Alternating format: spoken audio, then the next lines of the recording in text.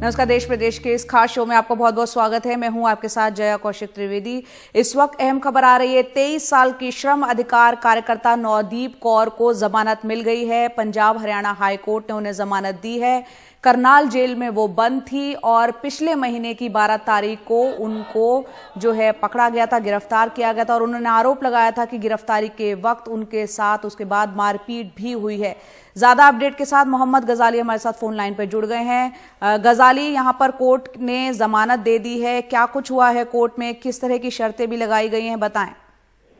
जी देखिए, अभी शर्तों के बारे में खास जानकारी नहीं आ पाई है कोर्ट के अंदर से, क्योंकि नवदीप के जो वकील हैं अर्शदीप सिंह चीमा, वो किसी और केस की हियरिंग में भी अभी इन्वॉल्व है। लेकिन फिलहाल ये कंफर्मेशन आई है कि पिछली हियरिंग में जज ने ये कहा था कि नवदीप कौर की सारी मेडिकल रिपोर्ट्स लेके आए, तभी हम कुछ इन्फॉर्म डिसीजन ले सकते हैं। नवदीप कौर की जितनी भी मेडिकल रिपोर्ट्स हैं सिंस अरेस्ट, वो सारी ही रिपोर्ट्स आज पेश की गई, जिसके बाद अदालत ने उनको बेल ग्रांट कर दी है। अब उस बेल की कंडीशंस क्या हैं, क्या बेल कुछ बॉन्ड अमाउंट भी जमा करना है या नहीं, उसकी जानकारी जब वो कोर्ट से उनके वकील बाहर आएंगे तभी बता सकते हैं। और फिलहाल जो है अब ये जो ऑर्डर है, अक्सर हमने देखा है कि पिछले कुछ दिनों में कि बेल ऑर्डर्स आने के बाद या अनाउंस होने के बाद काफी समय लग जाता है रिलीज होने में। प्रक्रिया ये है कि यहाँ से जो बेल के ऑर्डर्स हैं वो टाइप होंगे, जज के सिग्नेचर होंगे उनपे, और उसके बाद जो है वो कोर्ट की वेबसाइट पे अपलोड होंगे, और जो कंसर्न एसएचओ है या इस केस के इन्वेस्टिगेशन ऑफिसर हैं वो जेल सुपरिटेंडेंट को इन्फॉर्म करेंगे। वो ऑर्डर की कॉपी उनके पास जाएगी और फिर करनाल जेल से उनको रिलीज किया जाएगा। लेकिन कहीं ना कहीं 3 केस इनके ऊपर दर्ज हुए थे। 2 केस में इनको जमानत जो है सोनीपत के लोकल कोर्ट से मिल गई थी। इस केस में अटेम्प्ट टू मर्डर के चार्जेस लगे थे, जिसको हाई कोर्ट में इन्होंने बेल प्ली फाइल की, और साथ ही में एक सुओ मोटो केस भी हाई कोर्ट ने ले लिया था, क्योंकि इनको हाई कोर्ट को एक कंप्लेन दी गई थी कि एलिजेड कथित तौर पे इनको इलीगल डिटेन किया गया है। तो दोनों ही पिटीशन को क्लब करने के बाद अब इनको आज जमानत दे दी गई है। जी गजाली, बहुत ही संक्षेप में आप बताएं नवदीप कौर से जुड़ी और जानकारियां कि किस तरह से इन पर हत्या की कोशिश, जबरन वसूली, इस तरह की गैर कानूनी जमावड़ा समेत कई धाराएं लगाई गई थी, और पुलिस की तरफ से आज जब कोर्ट में पक्ष रखा गया, जब सुनवाई हो रही थी, क्या कुछ कहा गया? ये देखिए, नवदीप कौर 23 साल की हैं, मुक्तसर जिले की रहने वाली हैं पंजाब में, और हरियाणा के सोनीपत में वो फैक्ट्री में काम भी करती थी और एक मजदूरों का संगठन भी है जिसकी वो सदस्य थी। और इनके साथ शिव कुमार हैं जो हरियाणा के रहने वाले हैं। तो इन दोनों पे ही हरियाणा पुलिस या सोनीपत जिले की जो पुलिस है, इन्होंने 3 सेपरेट एफआईआर किए थे। 2 एफआईआर में चार्जेस एक्सटॉर्शन यानी फिरौती और क्रिमिनल इंटिमिडेशन, इन दोनों 2 एफआईआर में चार्जेस बिल्कुल सेम थे। इस वजह से इनको जो है बेल जो है नवदीप को खास करके बेल वहीं से मिल गई थी, और तीसरे एफआईआर में अटेम्प्ट टू मर्डर लगा था। लेकिन नवदीप ने बेल प्ली में ये बात कही है कि 12 जनवरी को जब इनको अरेस्ट किया गया तो 12 ही जनवरी के अरेस्ट के बाद से लेके जुडिशियल कस्टडी में भेजे जाने तक इनके साथ टॉर्चर हुआ है, और उसी के वजह से उसी टॉर्चर और इसकी बेल प्ली इसी ग्राउंड्स में मांगी गई कि कस्टडी में इनके साथ टॉर्चर हुआ है। जी बहुत बहुत शुक्रिया मोहम्मद गजाली इस पूरी जानकारी के लिए। तो पंजाब हरियाणा हाई कोर्ट से नवदीप कौर, जो कि श्रम अधिकार कार्यकर्ता हैं, उनको जमानत आखिरकार मिल गई है। और इस बीच हरियाणा सरकार ने नवदीप कौर के सहयोगी शिव कुमार की जो मेडिकल रिपोर्ट है वो कोर्ट में पेश की, और वो चौंकाने वाली है।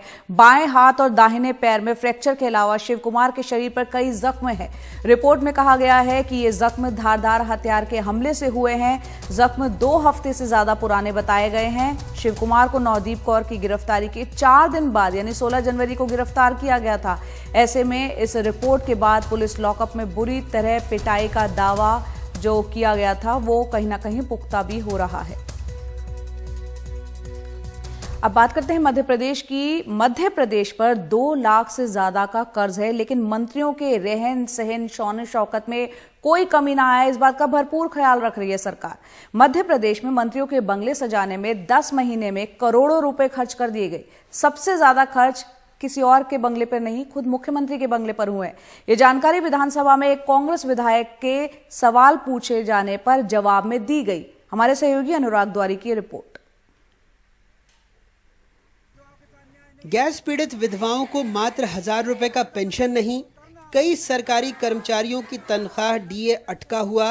परीक्षा होने के बावजूद कई छात्र नौकरी की बाट जोह रहे हैं।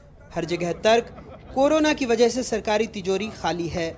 लेकिन इस दौरान माननीय मंत्री जी की शान और शौकत में कमी नहीं आए, इसलिए उनके बंगले सजाने में 4 करोड़ 58 लाख रुपए से ज़्यादा खर्च किए गए।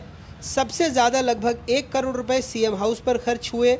उनके 74 बंगले स्थित एक दूसरे बंगले में भी 13,41,000 रुपए का काम हुआ।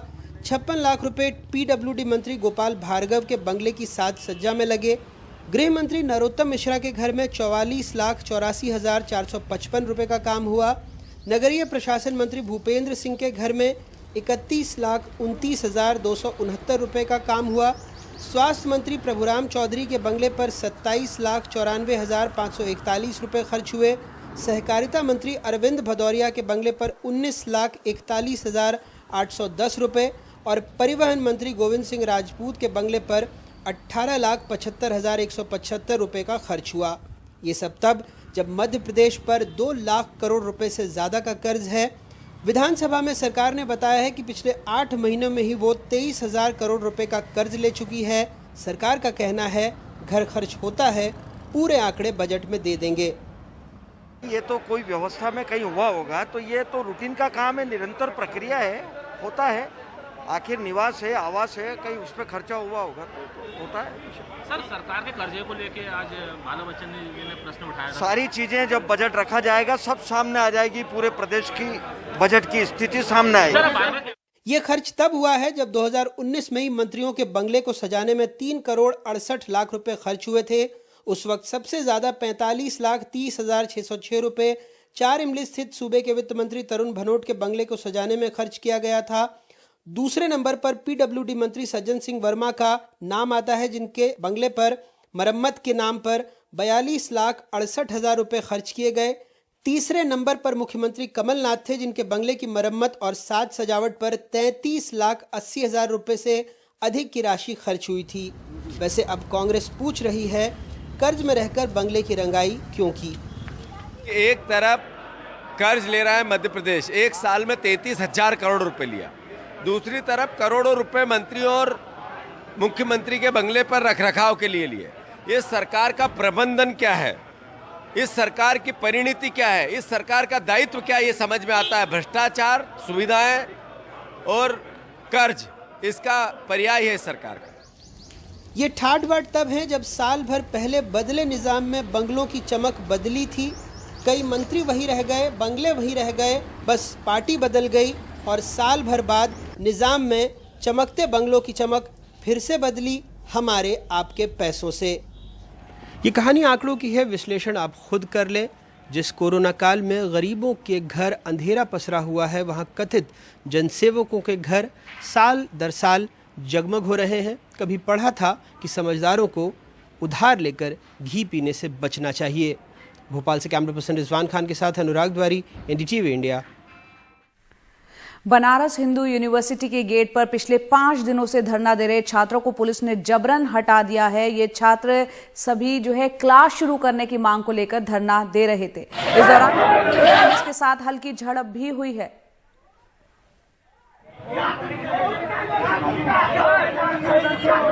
भाई घर जाना नहीं, घर जाना।